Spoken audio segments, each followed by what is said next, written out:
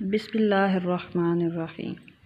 السلام علیکم پیاری بہنوں اور بھائیوں، ہم لوگوں کے درمیان سب سے زیادہ ڈسکس ہونے والی چیز ہے کہ ہم ترقی کیسے کریں، مسلمان عروج کیسے حاصل کر سکتے ہیں، ہمارے ملک کا کیا بنے گا، ہمارا مستقبل کیا ہے، ہماری نسلوں کا مستقبل کیا ہوگا، ہمارا زوال کیسے ختم ہوگا۔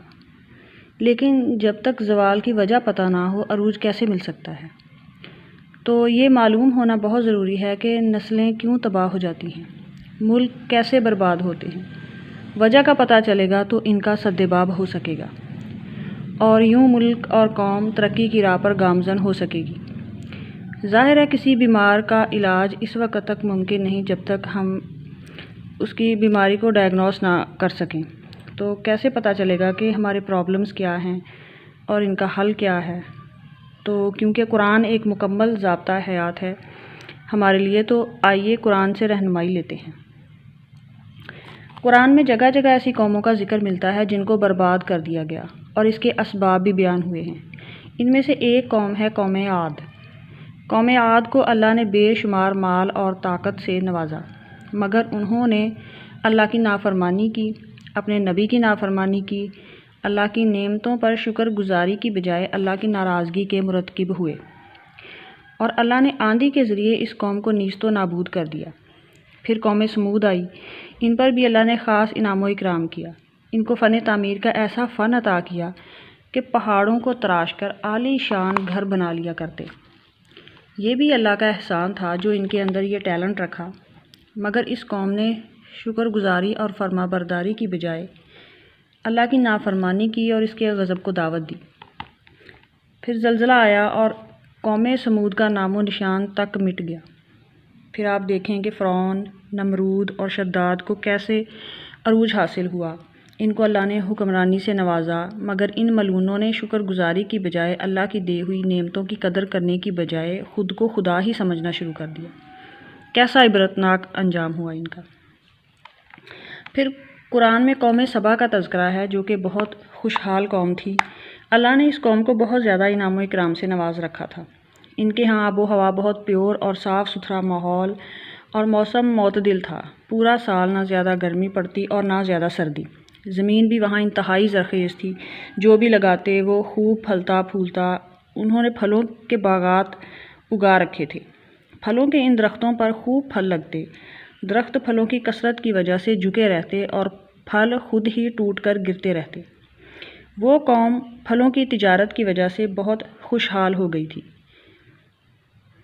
قوم سبا گویا کہ لوگوں کے لیے ایک مثال تھے، اور وہ نادان قوم یہ سمجھ بیٹھی کہ یہ ہمارا مال ہے اور ہماری محنت کا نتیجہ ہے، ناشکری کی اور سرکش ہو گئی۔ تو ناظرین، اس قوم کی ہدایت کے لیے اللہ نے بہت سارے پیغمبر ان کی طرف بھیجے، مگر وہ نافرمانی سے باز نہ آئے۔ پھر ان کے باغات کو تباہ کر دیا گیا۔ ان کی خوشحالی کی مثالیں بربادی کی مثالوں میں بدل گئیں۔ آپ اس کی تفصیل قرآن پاک میں 22ویں پارے کی سورۃ سبا میں پڑھ سکتے ہیں۔ جو لوگ اللہ کی نعمتوں کی قدر نہیں کرتے، جو عاجزی اختیار کرتے ہوئے نعمتوں پر شکر ادا نہیں کرتے، تو اللہ ان کی خوشحالی کو بربادی میں بدل دیا کرتا ہے۔ نعمتیں بھی ان کے لیے عذاب کا باعث بن جاتی ہیں۔ ان واقعات سے ہمیں یہ سبق حاصل ہوتا ہے کہ ترقی اور عروج کا تعلق حسب و نسب سے نہیں بلکہ کردار پر ہوتا ہے۔ اگر کردار اعلیٰ و رفع ہوں گے تو عروج آپ کا مقدر ہوگا، لیکن اگر کردار ہی پستی کا شکار ہو گیا تو عروج کدھر سے آئے گا؟ اگر کردار پست ہے تو عروج کو بھی زوال میں بدل دیا جائے گا۔ یقیناً آپ سب چاہتے ہیں کہ پاکستان ترقی کرے، مسلمان عروج حاصل کریں، مگر وہ کردار کی پاکیزگی کدھر ہے جس کو عروج حاصل ہوتا ہے؟ قرآن پاک میں اللہ پاک کا ارشاد ہے، اس وقت تک کسی قوم سے اپنی نعمت واپس نہیں لیتا جب تک وہ خود اپنی حالت نہ بدل دیں۔ مطلب یہ ہے کہ اللہ اس وقت تک اپنی نعمتیں واپس نہیں لیا کرتا جب تک کہ وہ قوم اپنے اچھے اعمال کو برے اعمال سے نہ بدل دے۔ اور یہی وہ مین پوائنٹ ہے جس پر ہم نے غور و فکر کرنا ہے۔ ایک وقت تھا جب مسلمانوں کے پاس اقتدار تھا، طاقت تھی، عروج تھا، اور آج کا مسلمان کن مسائل سے دوچار ہے؟ کیونکہ اچھے اعمال کی جگہ برے اعمال شروع کر دیے، شکر گزاری کی بجائے ناشکری کی، فرض شناسی چھوڑ کر لاپرواہی شروع کر دی، غیر ذمہ داری کا مظاہرہ کرتے ہیں، تقویٰ کی بجائے گناہوں میں مبتلا ہو گئے۔ اب آپ خود اندازہ کریں کہ کردار کی اتنی پستی کے باوجود عروج کیسے ممکن ہے۔ جس راستے پر آج کا مسلمان چل رہا ہے، یہ راستہ ترقی کا راستہ نہیں۔ مسلمانوں کے عروج کے پرانے قصے پڑھ پڑھ کر عروج ملنے والا نہیں، بلکہ ہمیں آج اپنے آپ کو بدلنے کی ضرورت ہے، اپنا محاسبہ کرنے کی ضرورت ہے۔ ہمیں تو پاکستان جیسی نعمت بن مانگے مل گئی۔ آزادی کی نعمت کی قدر وہ اچھی طرح سمجھ سکتے ہیں جنہوں نے غلامی کاٹی۔ پوری دنیا میں مسلمان کسی ملک میں، کسی بھی خطے میں اتنا محفوظ اور آزاد نہیں جتنا پاکستان میں۔ مسلمان نماز پڑھنے سے ڈرتے ہیں، باقی جو کنٹریز ہیں، اور عورتوں کو پردہ کرنے میں بہت سارے مسائل کا سامنا کرنا پڑتا ہے۔ لوگوں کو کئی کلومیٹر سفر کر کے نماز کے لیے جانا پڑتا ہے۔ بر صغیر میں 100 سال تک مسلمان مغلوب رہے، مذہبی آزادی نہ تھی، جان، مال اور عزت محفوظ نہ تھے۔ پھر اللہ پاک نے نظر رحمت فرمائی۔ جب پوری قوم نے ایک زبان ہو کر نعرہ لگایا، پاکستان کا مطلب کیا؟ لا الہ الا اللہ، کون ہمارے رہنما؟ محمد الرسول اللہ، اور اس وطن کو حاصل کر لیا گیا اپنی جدوجہد اور اتحاد کی وجہ سے۔ مدینہ طیبہ کے بعد یہ واحد ریاست ہے جو کلمے کے نام پر وجود میں آئی۔ اس کا وجود میں آنا اللہ کی نعمتوں کا منہ بولتا ثبوت ہے۔ یہ دھرتی اللہ کی بہت بڑی نعمت ہے اور اللہ کے رازوں میں سے ایک راز ہے۔ مدینہ طیبہ کا مطلب ہے پاک لوگوں کے رہنے کی جگہ، اور پاکستان کا مطلب بھی یہی ہے، یعنی پاک لوگوں کے رہنے کی جگہ۔ پاکستان کے غداروں کو اللہ پاک نے ان کی نسلوں سمیت نیست و نابود کر دیا، مگر اللہ پاک کا یہ خاص کرم بھی ہے کہ اس ملک کو بے تحاشا نقصان پہنچایا گیا، اس کی جڑوں کو کمزور کرنے کی کوشش کی جا رہی ہے، اور اتنا لوٹا گیا کہ اس ملک کو کہ اتنے مال سے ایک اور ملک آباد کیا جا سکتا تھا، لیکن اتنی لوٹ مار کے باوجود یہ ملک پوری شان اور مضبوطی سے اپنے پاؤں پر کھڑا ہے، مگر چوروں کا انجام عنقریب برا ہوگا۔ تاریخ گواہ ہے، جو پاکستان کا مخلص نہیں وہ برباد ہو کر رہے گا۔ کیسے مبارک دن یہ وجود میں آیا، 27 رمضان المبارک، اور کئی نیک بزرگان دین کا اس بات پر اتفاق ہے کہ یہ رات لیلۃ القدر کی رات تھی۔ سبحان اللہ۔ اب یہ اندازہ کریں کہ جو لوگ پاکستان کو نقصان پہنچا رہے ہیں، اس کو کمزور کرنے کی کوشش کر رہے ہیں، ان کا انجام کیا ہوگا۔ اتنا اس کو نقصان پہنچانے کے باوجود، اتنا لوٹ کے کھانے کے باوجود، یہ اللہ پاک کا خاص کرم ہے کہ پاکستان کا یہ 1% بھی ابھی تک نقصان نہیں اس کو پہنچا سکے۔ یہ اللہ پاک کا ایک بہت ہی قیمتی تحفہ ہے جو ہمیں اللہ پاک نے عطا فرمایا، یہ عظیم نعمت سے ہمیں نوازا۔ ذرا سوچئے کہ کیا ہم اس نعمت پر اللہ پاک کے شکر گزار ہیں؟ پاکستان بننے کے چند ماہ کے بعد قائد اعظم نے اسلامیہ کالج پشاور میں حصول پاکستان کا مقصد بیان فرمایا۔ بانی پاکستان نے فرمایا کہ پاکستان کا مطالبہ ہم نے ایک زمین کا ٹکڑا حاصل کرنے کے لیے نہیں کیا تھا، بلکہ اس لیے کہ ہم اسلام پر آزادی سے عمل پیرا ہو سکیں۔ یہ تھا مقصد پاکستان۔ اب آپ یہ بتائیں کہ کیا ہم ان تعلیمات کو فالو کر رہے ہیں؟ کیا ہمارا طرز حیات اسلام کے مطابق ہے؟ کیا ہم اسلام کو اسٹڈی بھی کرتے ہیں یا نہیں؟ پاکستان اس لیے حاصل کیا کہ آزادی سے نماز پڑھ سکیں، قرآن پڑھ سکیں۔ ہمارے ملک میں مسجدیں تو بہت ہیں مگر نمازی بہت کم۔ قرآن پڑھنے والوں کی تعداد کتنی ہے، اور کتنے لوگ ہیں جن کو قرآن پڑھنا آتا ہے تجوید کے ساتھ؟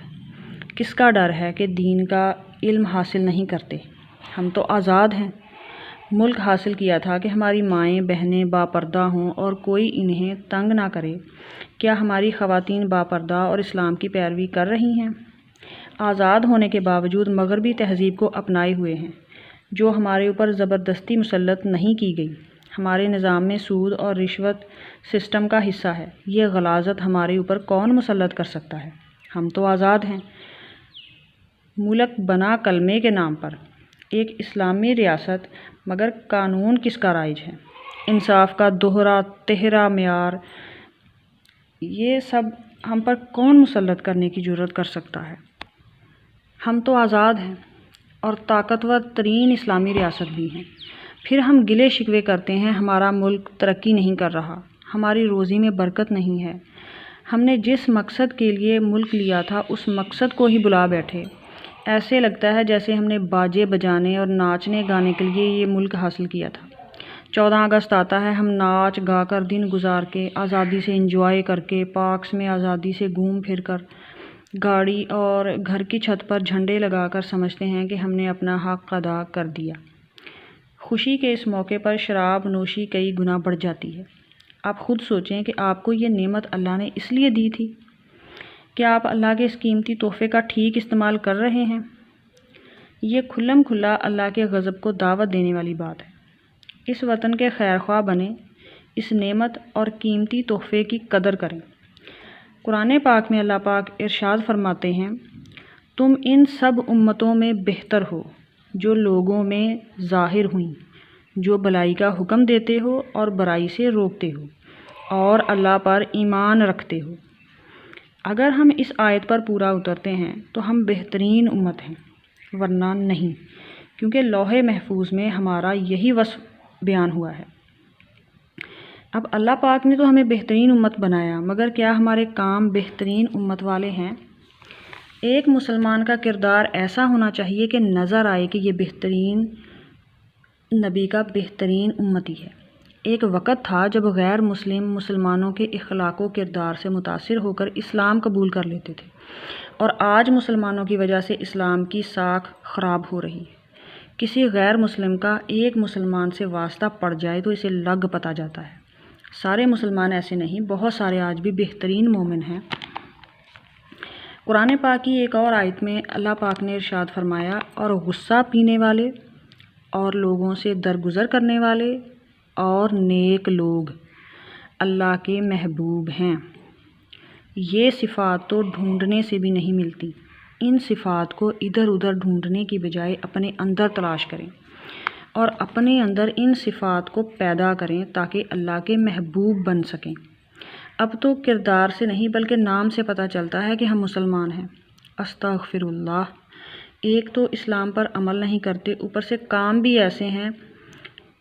لوگ مسلمانوں سے تجارت کرنے سے ڈرتے ہیں۔ دنیا کے کئی خطوں میں اسلام تجارت کے ذریعے پھیلا۔ مسلمان تجارت کی غرض سے جاتے اور ان کے کردار سے، ان کی سچائی، دیانتداری سے متاثر ہو کر لوگ کلمہ پڑھتے اور ملکوں کے ملک مسلمان بن گئے۔ یوں اسلام پھیلا۔ اور نہیں عن المنکر پر کون عمل کر رہا ہے؟ خود تو نیکی کرتے نہیں، برائی کرتے اور اپنے ساتھ دوسروں کو بھی شامل کرتے کہ چلو یہ کام کرتے ہیں، فلاں کام کرتے ہیں۔ ایک دفعہ اللہ پاک نے فرشتوں کو کسی قوم کو تباہ کرنے کے لیے بھیجا۔ فرشتوں نے عرض کی، اے اللہ، اس قوم میں تو تیرے نیکوکار بندے بھی ہیں۔ فرمایا، انہیں بھی عذاب دو اور ان کی چیخیں مجھے سنائی دیں۔ لوگ جب برائی کرتے تو ان نیکوکاروں کو کوئی تکلیف نہیں ہوتی۔ تو گناہوں سے بچیے اور دوسروں کو بھی بچائیں، یہ ہر مسلمان کی ذمہ داری ہے۔ یہ میں نہیں کہتی بلکہ قرآن کہہ رہا ہے۔ اپنے مقصد کو سمجھیں، اپنی ذمہ داریوں کو سمجھیں، باعمل مسلمان بنیں، اپنے اندر توکل پیدا کریں، تشکر پیدا کریں، اللہ کی نعمتوں کی قدر کریں، آزادی کی قدر کریں، اس وطن کی قدر کریں اور اس وطن سے پیار کریں، اس کے ساتھ مخلص رہیں۔ رب کی نعمتوں پر راضی رہو تو اللہ تمہیں راضی کر دے گا۔ اپنی زندگیوں کو قرآن کے مطابق ڈھال لیجئے۔ قرآن ہدایت ہے، قرآن نجات ہے، قرآن ایک مکمل ضابطہ حیات ہے۔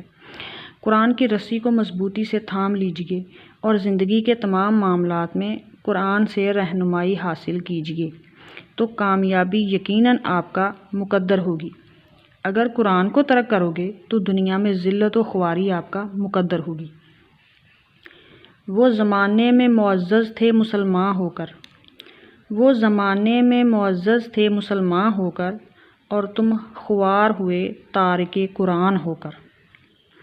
اللہ پاک ہمیں سمجھنے اور عمل کرنے کی توفیق عطا فرمائے۔ آمین ثم آمین۔